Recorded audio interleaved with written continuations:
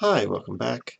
Um, Today we're going to talk about different ways in which a mathematical model can be good. So you've done your creation of your model, you've gotten some results, and now it's time to do some analysis. And so we're going to talk about 6 different ways in which you can characterize whether your model is a good model or a not so good model. And we're going to talk about accuracy, descriptive realism, precision, robustness, generality, and fruitfulness. Here's a summary of the basic ideas, but we're going to go through each one of those in turn. Um, First one that we're going to talk about is accuracy. So a model is accurate if the answers, the results that you get from it, are correct or close to correct. So um, we're going to have one running example that we'll go through throughout this section, and that will be, let's try to project how many students will be in the United States, how many college students there'll be in the United States next year.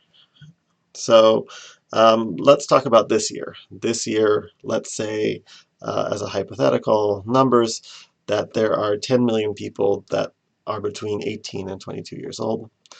And this year, there are also 5 million college students. So given that information, we might create a model that says that the number of students, that's what we're trying to find, is 1/2 of the population of people between 18 to 22 years old. All right, so the assumptions underlying that model are that uh, every college student is between 18 to 22 years old, and that 1 out of every 2 of those people is enrolled in college. So if we're trying to use this model that says that the number of students is equal to half of the population that's between 18 and 22 years old. And next year, we're able to project that 11 million people are between 18 to 22 years old. Then we would get a new projection, a new estimation for the college population to be, well, half of the 11 million, which would be 5.5 million. All right, so that's what our model would say. So the question then, you want to know, is this a good model? Well, is this a good model in the accuracy point of view? If the answer that we got is correct or close to correct, we would say that our model is accurate. Otherwise, the model is inaccurate. But there's some problem here, and it doesn't have to do with the assumptions. What it has to do with is, how do we know if our model is correct or not? We won't know until next year. So we won't know until next year. And maybe that's not good enough. Maybe we don't, maybe, I mean, this is just a projection. This is just, uh, how can we use that? So we can go back and evaluate a model in the future once our prediction comes, and that will tell us whether our model is accurate or inaccurate. All right, and so that's leading us into the next part, which is, how realistic is this model? So that's kind of the definition that we'll use for realistic. So we'll say that a model is descriptively realistic, and so we're talking here about the descriptive realism of the model, if the model is based on correct and realistically verifiable assumptions. So you've created your model. I know a lot of people in the model that you've created, you've worked hard to come up with reasons reasons why your model is correct. Now, uh, if you think about our assumptions from the previous iteration of this student model, you'll know that not every age group, not every college student is between 18 to 22. So that means that maybe we should, to do a better job doing a more realistic model, we should maybe put people into cohorts based on their age. We should incorporate other age groups. So here's a new assumption that we could integrate, which is that college students either are between 18 to 22, or they're between 23, they're 23 and above, or they're 17 and or younger. And so then you would break down your population into each of these different cohorts and say, well, we'll come up with new percentages for each of these groups. We'll say that of the 18 to 22-year-olds, 30% are enrolled in college. Of the people 23 and older, 3% are enrolled in college. And of the people 17 and younger, 1% are enrolled in college. And so with those assumptions, we would get a new estimate for the college population. Right? We would take 0.3 times the PA, 0.03 times PB, and 0.01 times PC, and that's going to give us what our estimate for the college population would be. All right, and so a few words about this. This model, because it relies on more realistic assumptions, then we would say this model is more descriptively realistic. And so in order to talk about this realism, this is where you're trying to clarify whether the assumptions that you made really match reality or not. Did you make an assumption because it was convenient and we think that, and it was supported numerically? Or did you make an assumption because that actually reflects the underlying dynamics behind the situation? And this is a spectrum. This is a spectrum.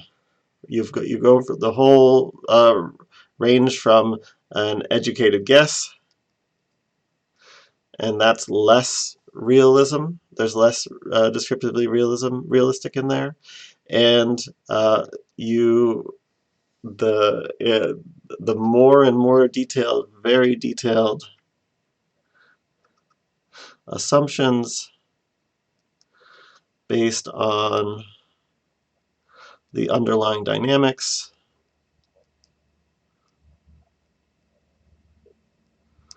then that's going to be a much more realistic model. So that's what we're talking about when we're talking about realism. Next, we can talk about precision. So a model is precise if the prediction that you get out is a definite number, a definite function, something where say the answer is the answers that you get all are well defined very precisely.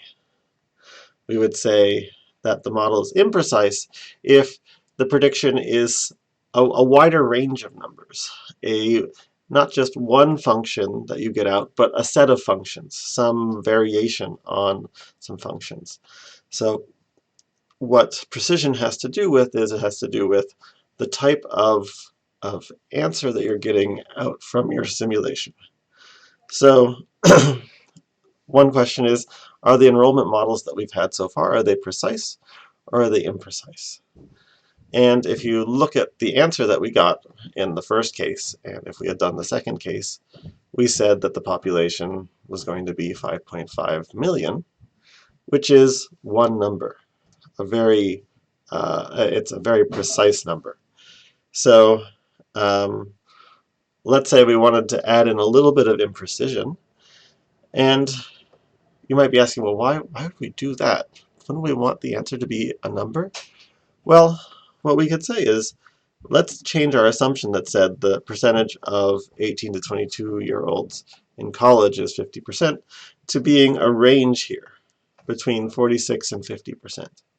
So we're adding a little bit of error bars into our into this assumption. And when we do that, then the conclusion that we get from the model is that the number of estimated students is now a range. of numbers. It's between 5,060,000 and 5.5 million. Maybe this is actually a more helpful thing to know. If you have more precise, if you have some error built into your model, this helps you when you're with your projections. You get a low-end estimate, you get a high-end estimate, and that can be rather helpful when you're planning.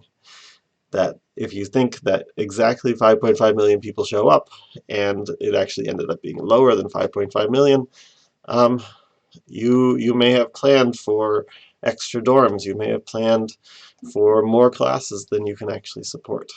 So all of those things mean that maybe precision is, maybe it's somewhat better to have a slightly imprecise model that tells you more information than a fully precise model where you have no idea about the errors involved.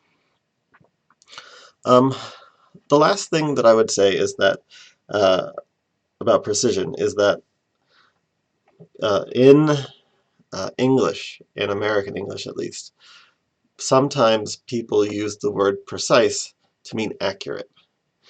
But it's really important to understand this distinction, that accuracy is about how close you are to the correct answer, whereas precision is telling you, are your numbers very concentrated in one space, or are they spread out? Furthermore, a model can be both accurate and precise. It can be accurate and imprecise. It can be inaccurate and precise, and it can be inaccurate and imprecise. I really suggest taking a look at the link that I shared with you on our webpage. All right, so let me stop here for now, and we'll go on for the next 3 in the next video. See you there.